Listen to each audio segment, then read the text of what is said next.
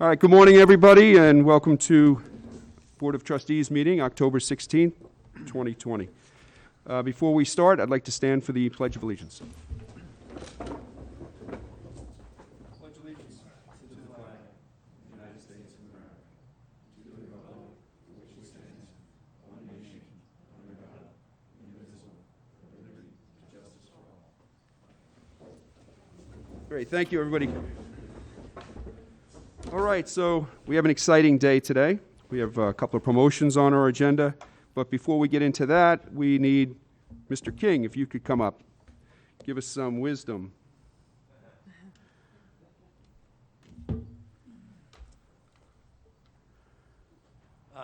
Thank you, Mr. Mayor, for inviting all these people to hear me speak this morning. Okay, I want to talk about how the village began, okay? I could have called Mayor Larson this morning Mr. President. Why would I do that? How can I do that? You ready? Talk about making a village began in the late 1800s. And in 1899, they formed the Maidstone Fire District. And that is the outline of the village pretty much today, with the addition of Georgica later. So when people realized how great this Maidstone Fire District was, they started pushing to incorporate and make a village. And the first vote in 1917 was lost. It was very close. So on September 25th, 1920, people went to Clinton Academy and decided whether they wanted to incorporate the village. And it passed 166 to 57. And the first leader of the village was called the president. And they only had one trustee. They had a treasurer, a collector, a village clerk, and the superintendent of highways who couldn't do anything because there was no money. Okay? And that's really the story of how the village began, but that's not the story that I found out that is almost as important, if not more. You ready? In order to get this vote, they had to get a petition sent to the town board. And within the Maidstone Fire District, they had about 200 people sign a petition. Okay? And this petition was also signed by women. Okay? And it wasn't signed by like Mrs. Harry Hamlin or Mrs. John D. Gay. The women gave their first names. Mary Baker, Helen Baker, Mary Talmadge, Helen Ketchum, Mary Lynch. So, if these women signed the petition, did they vote? Because in August of 1920, the 19th Amendment was finally made part of the Constitution. But then you had to register. This vote that took place to incorporate the village was a month later, in September of 1920. So if women were able to register and vote, this would have been the first time in the town of East Hampton that women voted on anything. And that is just as important to me as the formation of the village, and that's all I got.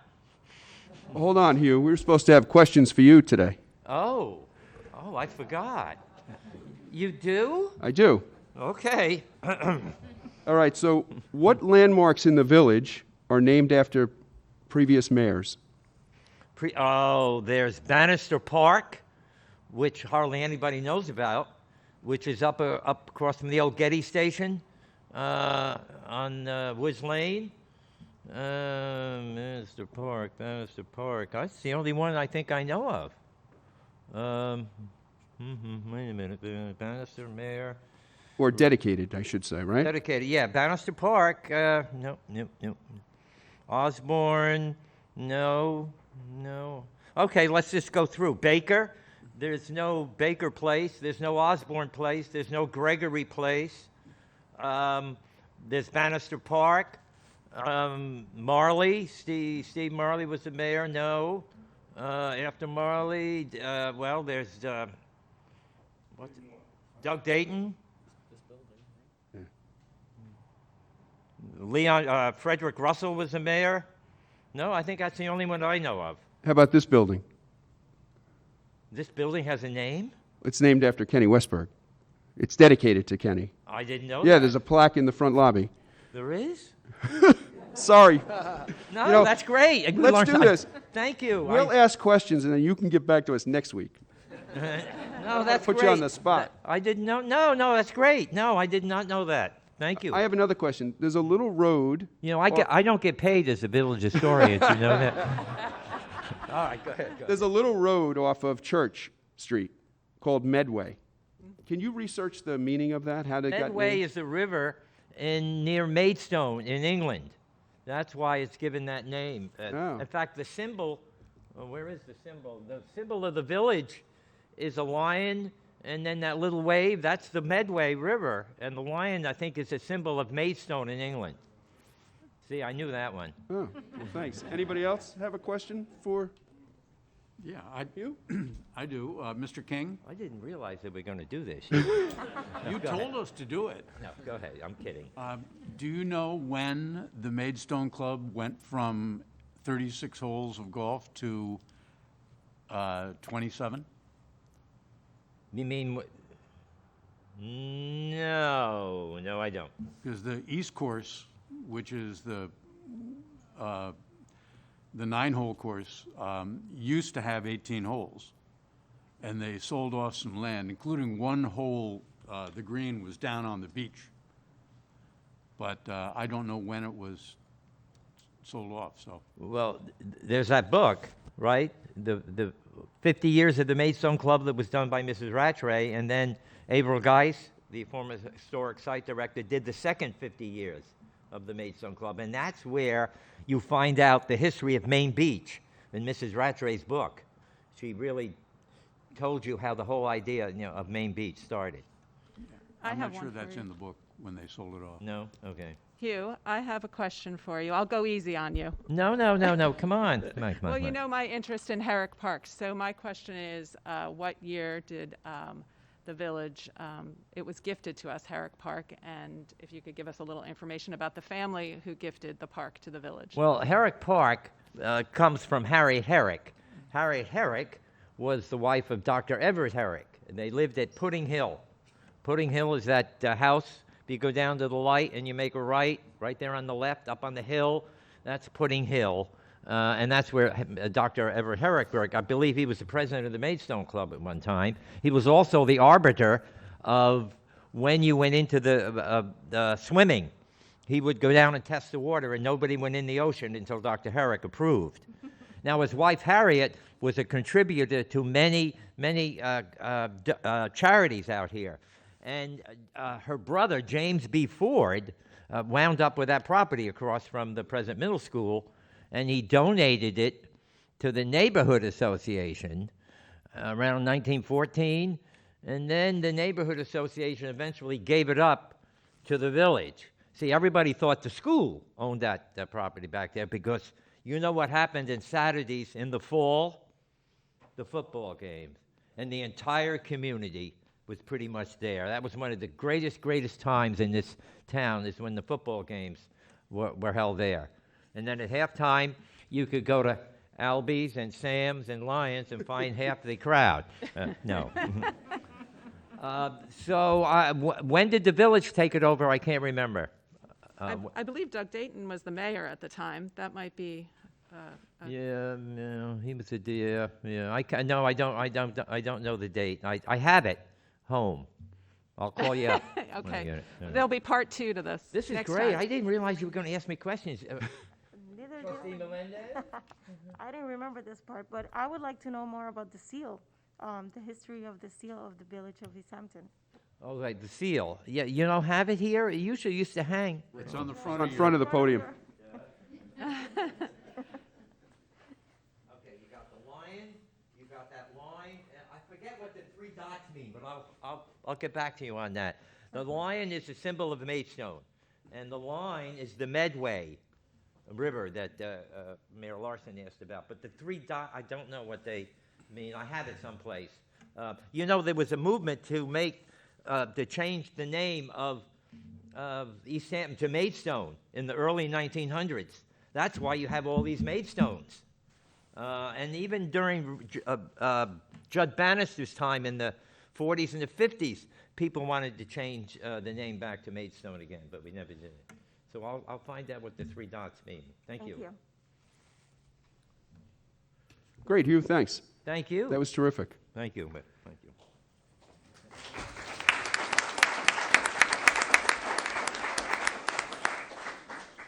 All right, so I mentioned exciting day. We have a couple of promotions in our police department, and it's really nice to see the families are all here, and you can really tell by the turnout of the police department that they're very happy about this as well. So I'd like to call up the chief to present the badges and the promotions. Good morning. Thank you.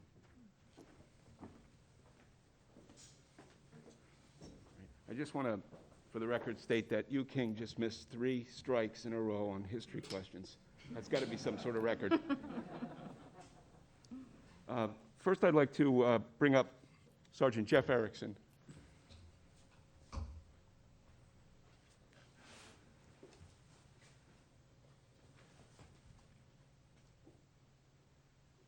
Morning, Jeff.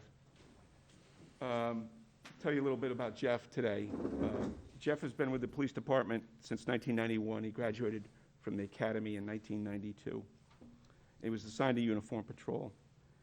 Jeff, in September 2003, became one of the department's early DARE officers.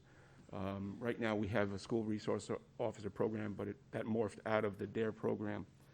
While assigned to the DARE program and then our community response unit, Jeff single-handedly introduced the school safety program to the police department, and with the school's obligation and BOCES obligation, was able to integrate school safety into the middle school and into the elementary school from our perspective, which was new.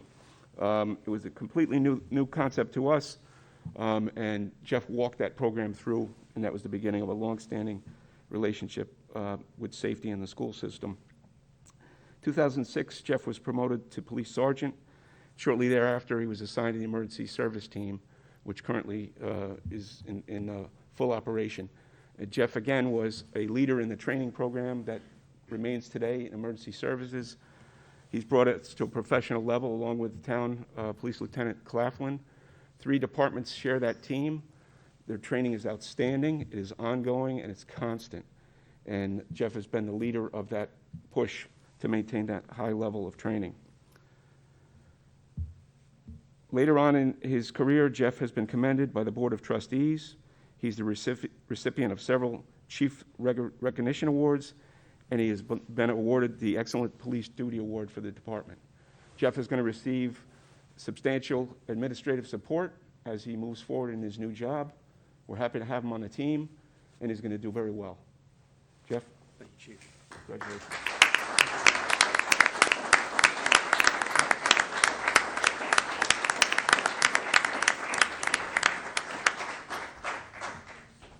Now I'd like to bring up Police Officer Sean Christian.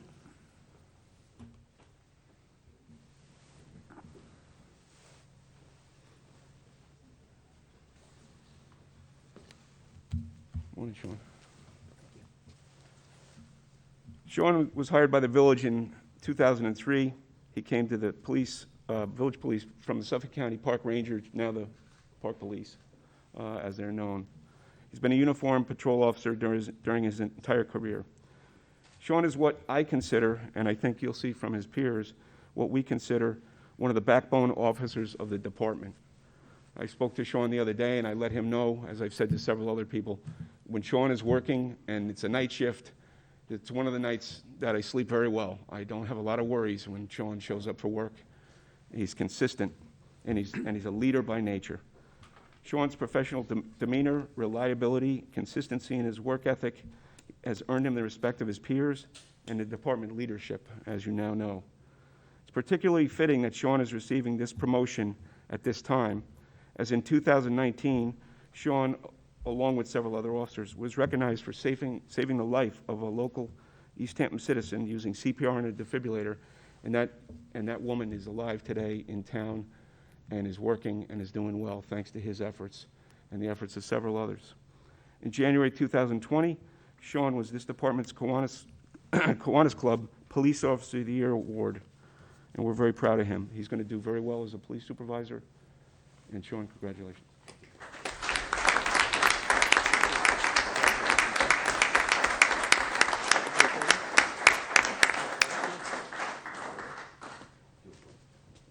Let's get cameras.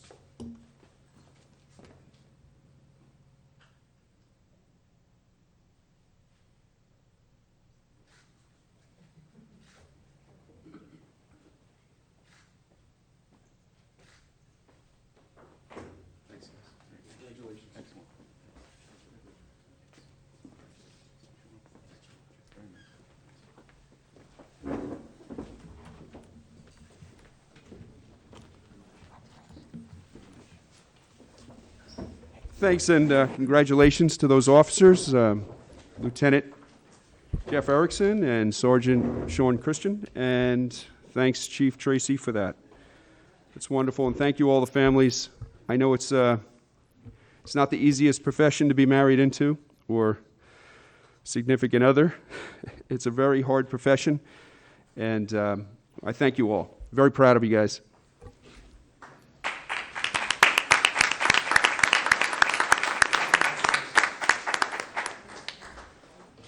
All right, next on the agenda is Chief Tracy to discuss the intersection of Collins Avenue and Acobonic Road, which, after the construction of the new trestles, has become a little bit of a problem. Originally, we had only one stop sign there. Now we have two stop signs. And we got a phone call from Steve Lynch, Superintendent of Highways, asking us to look at this, and I turned it over to the chief. Thank you, Mr. Mayor. I had a conversation the other day with Dave Collins, our Superintendent of Highways, about this very issue, and evidently Steve Lynch from the Town Highway Department has spoken to him about it. There seems to be some confusion at the intersection. Initially, with the one stop sign, there was some concern from town residents that the stop sign would get run and it would be a traffic hazard. That stop sign coming from the town into the village on Acobonic seems to be working well, and it seems to be allowing people coming out of Collins to make the right turn and exit the area through to Route 27.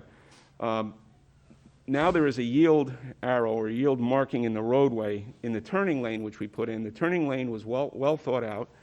It was a great idea. The turning lane stops Acobonic from backing up towards 27, helps it, and it also helps get cars out of Collins, because as we all know, when Collins backs up onto North Main Street, Cedar Street backs up, North Main backs up, people can't get out of the firehouse, police cars can't get out, and it's chaos for the whole community. So those two things were very positive steps, but now there is a level of confusion at the intersection, and my understanding from what I've been told is that Steve Lynch is advocating perhaps for a three-way stop at that intersection. And the mayor brought this to my attention the other day. Dave and I spoke the other day, and it's something that we would not be opposed to, but I would gather that we would want significant input from others, including Mr. Lynch, Dave, and the public as well. So I was just going to introduce it and then perhaps turn it over to Dave for some comment, if that's suitable. Dave?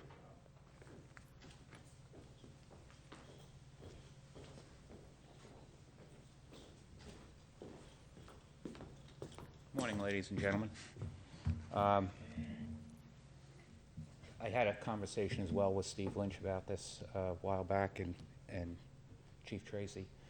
The yield, although well-intentioned, is not working due to people's impatience, and they don't understand that they're required to yield making a left turn in front of oncoming traffic. So the best recourse here is to possibly change that to a three-way stop. That's one of the options, or do away with the whole thing and put it back to the way it was, leaving the turning lane. But I think that Steve Lynch's suggestion of making it three-way is a good option. If we want to have a traffic engineer look at it, or just give it a try, the yield and turning lane was pretty much experimental. The turning lane has worked out well. We've reduced a lot of the backup going back out to Panago. Sometimes we'd have that backed up, and the through lane helps, that. But the speed of the vehicles going through the through lane and also the vehicles passing through the yield is making that intersection a little hairy. So this is a good thing to look at this time, And in the bigger picture, we should look at what we should do with North Main Street, because that greatly impacts the traffic onto Collins and Acobonic. when Collins backs up due to not being able to get out onto North Main. So this is a good time of year to be looking at this and to try to adjust the traffic pattern. All right, great, thanks, Dave. Any board member Yeah, comments? I go through that intersection multiple times a day, as do many other people in the village and in the town. The installation of the railroad stop sign for cars coming down Acobonic, that does tend to back up because the cars making a left turn onto Collins cut in front of that stop sign, and I think that makes that bit of traffic back up Acobonic. I know that when I come through that intersection, if there's a car waiting at the stop sign, I often stop in the turning lane and wave them through. I also do the same things often with cars on Collins who are turning left up Acobonic. And I think that making that a three-way stop would solve that problem and making it much better traffic flow. Again, I'm not an expert, but I go through there a lot. Anyone else? No, I think that we should have a public hearing, and we should ask for, Drew Bennett, I assume, would do the traffic study and engineering work. Okay, So, yeah, I'm open to that, that's great. too. So if we could schedule that, Beth, for...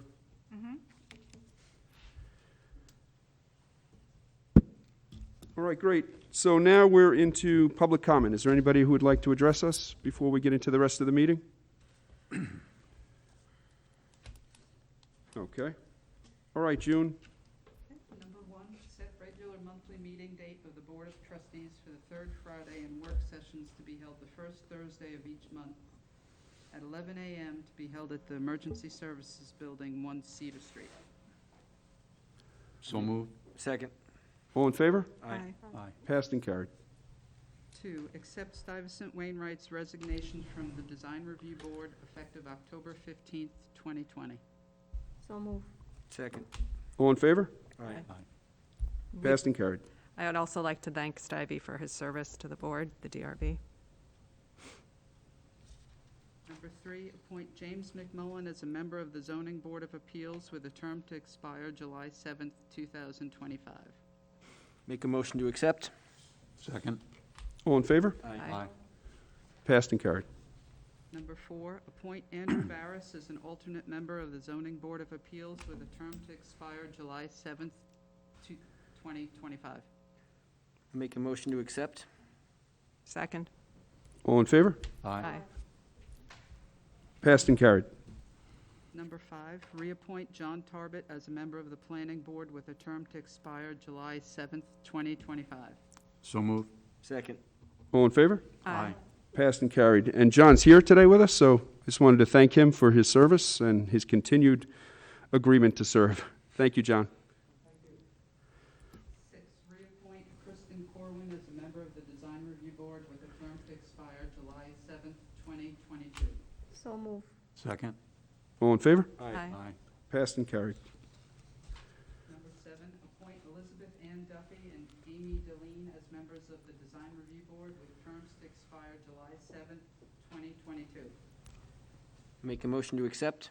Second. All in favor? Aye. Passed and carried. Number 8, appoint chairpersons to boards for a 1-year term.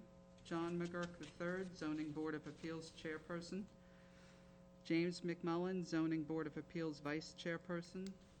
J. Kenneth Westberg, Planning Board Chairperson. And Robert Caruso, Design Review Board Chairperson.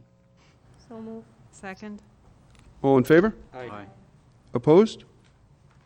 Passed and carried. 9, reappoint Frank Newbold as chairperson and Pamela Bennett and Reverend Dennis Brunel as members of the Village Ethics Board for a term of 1 year to expire August 21st, 2021. Make a motion to accept. Second. All in favor? Aye. Passed and carried. Number 10, appoint Susan Stikowski as registrar at an annual salary of $1,000 and Linda Byer as deputy register at an annual salary of $600. So move. Second. All in favor? Aye. Aye. Passed and carried. Number 11, reappoint U.R. King as village historian at no additional compensation.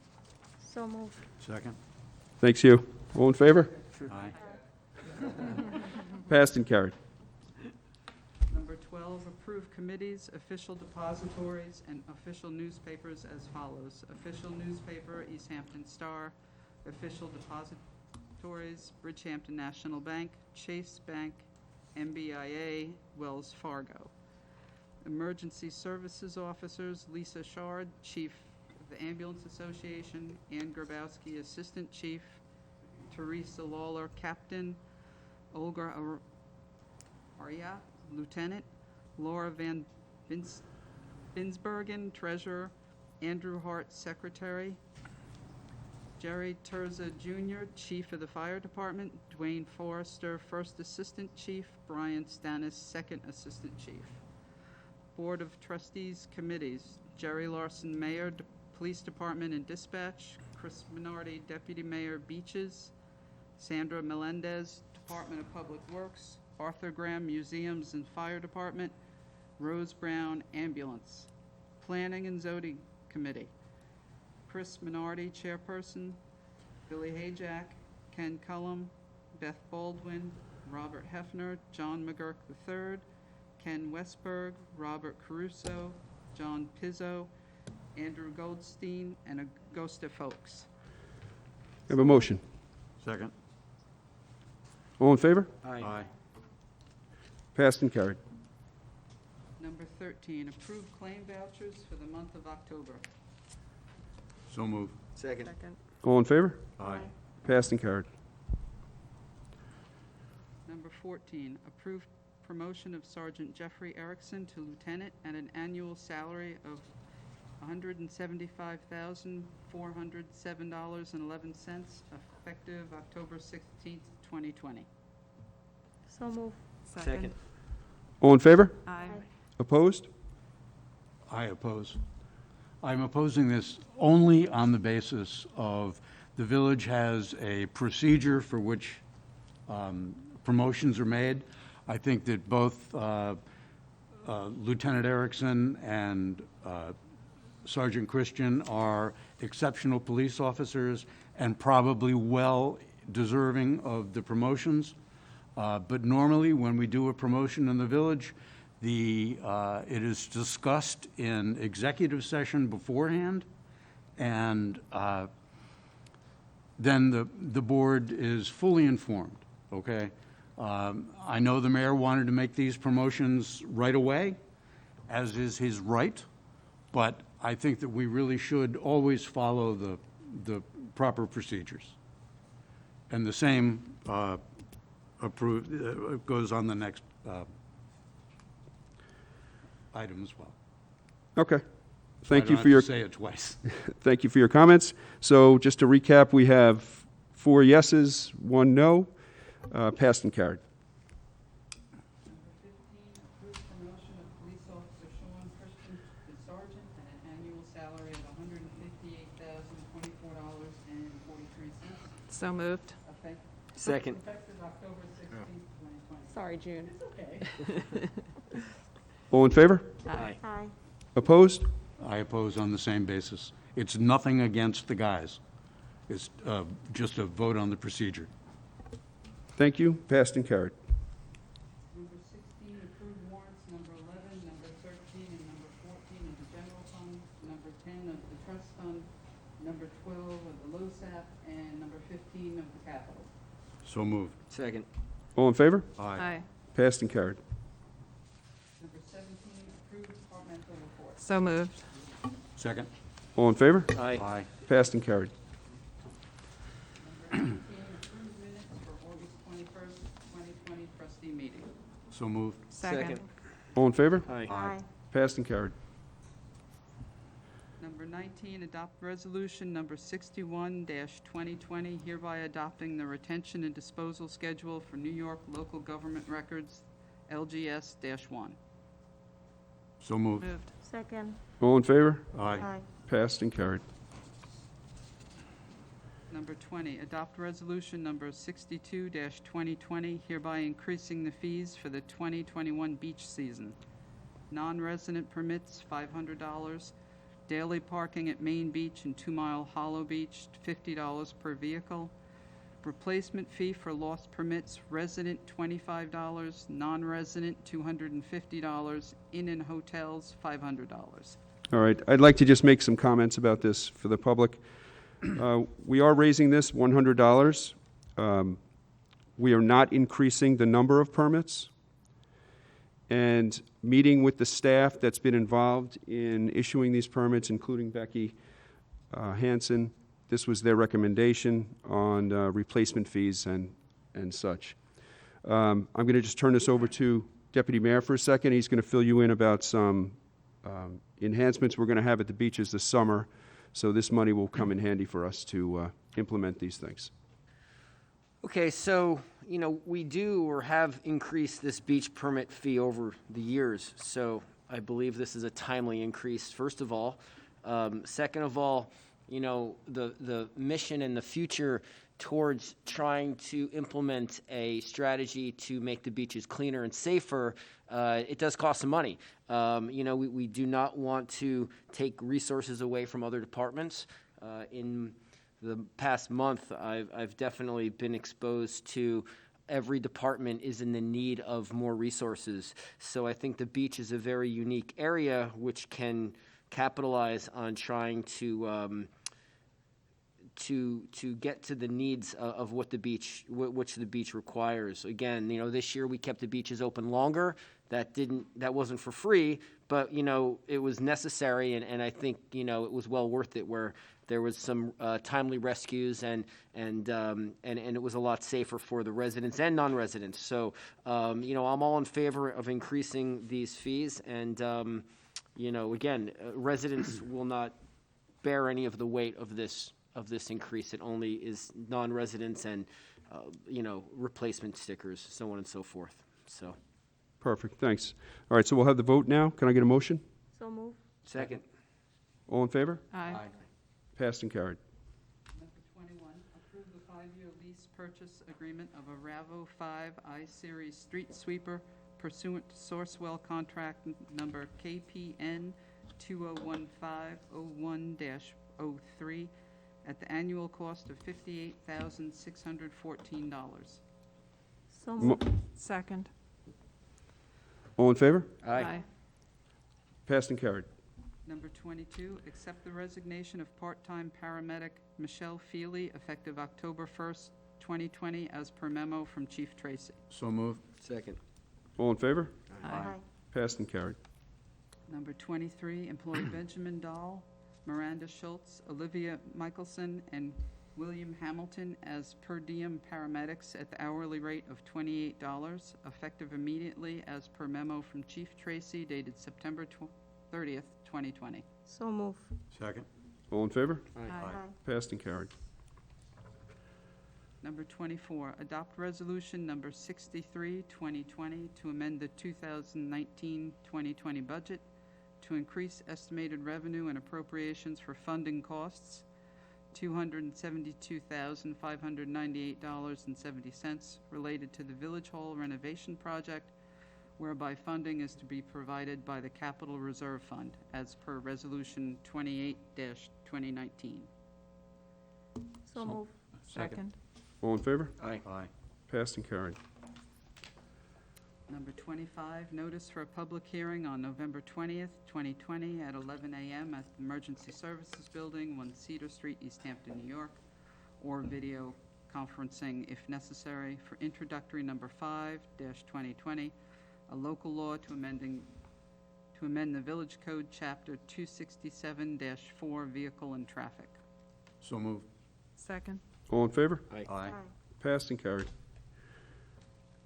Number 26, approve change order number 1 for the DPW roof repair project in the amount of $11,280 for the removal and reinstallation of the solar panels as per a memo from Drew Bennett.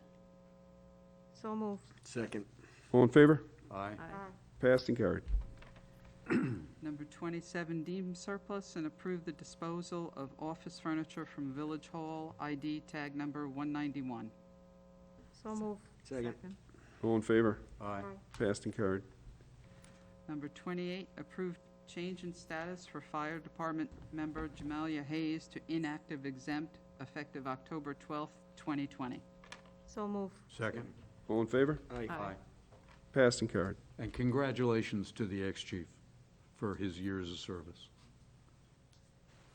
29, approve the $10,404 purchase of an 11-foot snowplow from Suffolk County Brake Service, Suffolk County Contract SP 030419, as per October 13th memo from David Collins. So move. Second. All in favor? Aye. Passed and carried.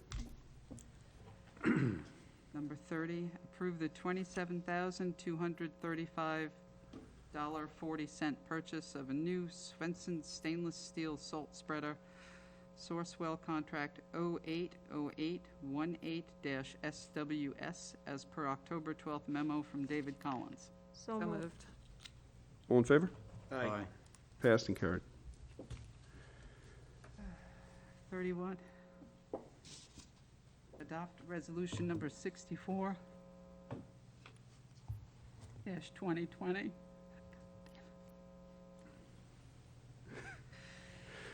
Accepting the resignation of Rebecca Hanson as village administrator effective October 16th, 2020, and authorize the October 30th, 2020 payment of accrued time of $26,090.98. This represents 39.67 vacation days, which is $23,855.56, to be paid from the Employee Benefit Reserve Fund, and prorated longevity at $2,235.42. And before we vote, I would just like to thank Becky for her 7.5 years of dedicated service to the village of East Hampton. Thank you, Becky. Thank you, Becky. Can I have a vote? Motion? Moved. We're not going to let you leave. I make a motion to accept. I second. All in favor? Aye. Passed and carried. Thank you, Becky. Number 32, adopt resolution number 65-2020, appointing Marcos Baladrin as village administrator at an annual base salary of $145,000 effective Monday, October 19th, 2020. I think this item requires substantial discussion. The village administrator is the most important person in the village that is not elected to office. I think that at an absolute minimum, we should conduct a search. I think that Mayor Larson appointing his campaign manager to this role without even so much as a resume being distributed to the rest of the board, I think is very premature.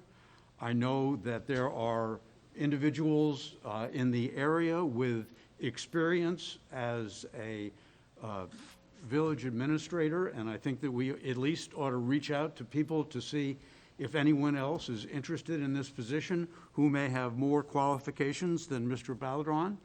I think that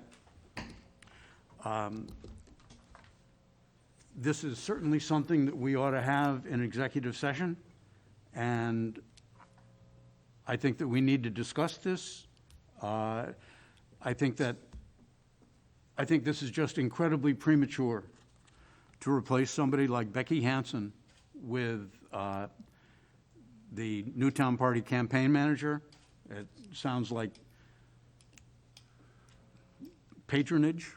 I realize patronage is something that elected officials do.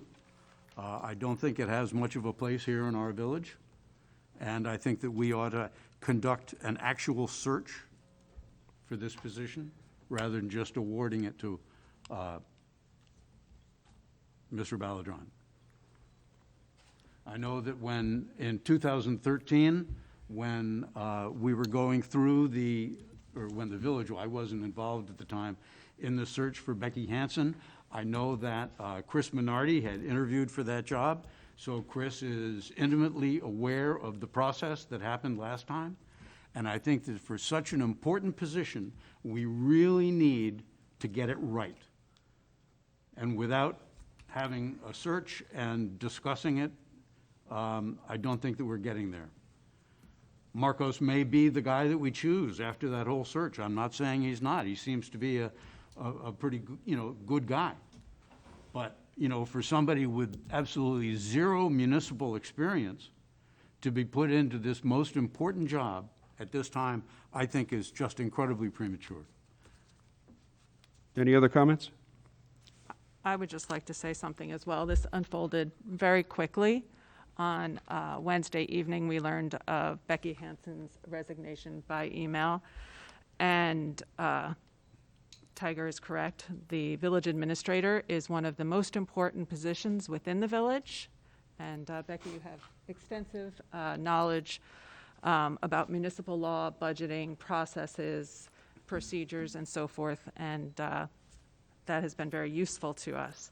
As I was saying, this unfolded very quickly. We learned of that on Wednesday night, and then by email yesterday, we received, or last night, actually, just hours ago, we received an agenda by email with a revised agenda indicating by resolution that we would appoint Marcos Balladrone to the business administrator role at a salary of $145,000. For me, at this point, I don't have any knowledge, professional knowledge about Marcos as far as his qualifications and his credentials and so forth. I haven't seen a resume. So for me to make any decision at this point would be, difficult, since I don't have the information to make an informed decision. And we could go into executive session to discuss the potential hiring of a business administrator. We could possibly, come up with the same conclusion that we have here today on the agenda. But without the information, I would have to abstain from voting. And it's not about Marcos. It's not about him at all. It's about the process and not having the information at this time. I haven't seen, as I said, a resume. I don't even have a contract, that indicates his salary and his vacation, his sick time, and what his roles and responsibilities would be within the village. That's what I would hope that we could just table this for now, discuss it in executive session. That's one of the reasons executive session discussions are there for. And as I said, we might come up with the same conclusion that he is the best person for this job. But at this point, without any information about his qualifications, his educational background, his credentials, and so forth, I would have to abstain from voting. Okay. I appreciate everybody's comments. What I do want to say is that this was also thrown on me at the very last moment on Wednesday afternoon with Becky's resignation. So Marcos was in line to be hired regardless at this meeting. He was going to be the business manager for the village. That was something that I had campaigned for, and we were going to create that position at this meeting. With this latest news, it made sense to me. I've known Marcos for many years now. He's very competent, and I certainly wouldn't put the village residents at risk, and I certainly wouldn't put my political career at risk if I didn't think Marcos was capable of handling this job. So I am not going to discuss it in executive session. It's on for a resolution. We are going to have a vote, and I am looking for a motion. So move. Second. All in favor? Aye. Aye. Opposed? I'm opposed. I'm abstaining. Passed and carried. Thank you all. And that concludes our meeting for today. There will be no executive session. I'll just give anybody a last chance if they wanted to, any public comment? Or, yes, Jerry, please come up. He's like the kid in the back of the class.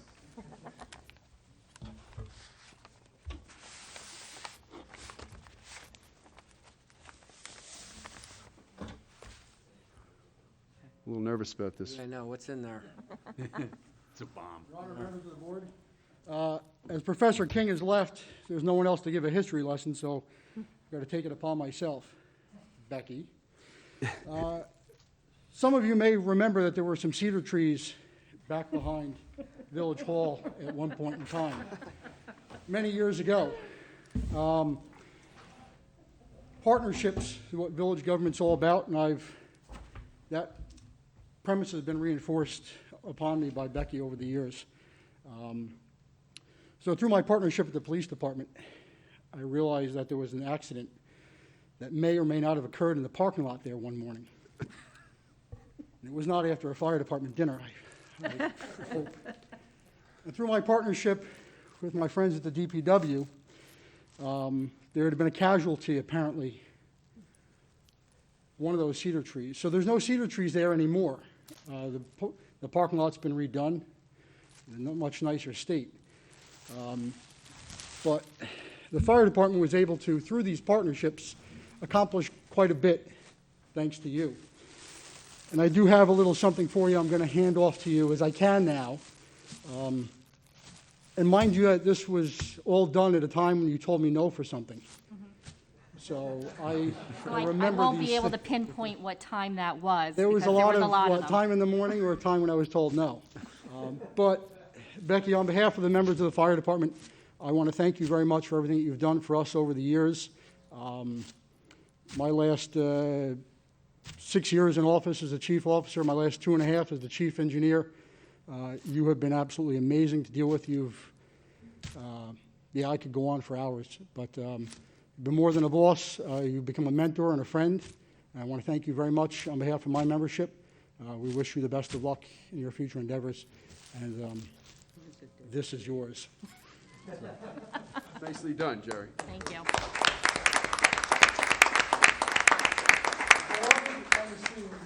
I don't even want to know what it is. No. No, it's okay. It's all good. From your friends in the village. Thank you, I'm sure. Anyone else have anything? Do you have a fireplace at I home? do. Yes. How are you today? My name is Joan Osborne. I'm president of the Village Preservation Society. And since the appointment of Mr. Belladon, I'm wondering where we can find a resume on his background and what would make you appoint this man as village administrator. I can forward that to you. All right, thank you. You're welcome. Thank you for coming. I'd like it as well. Please forward it to all of us, Of Jerry. course. All right, well, thank you. Can I get a motion to adjourn? So moved. Second. All in favor? Aye. Aye. Thank you. Thanks, everybody.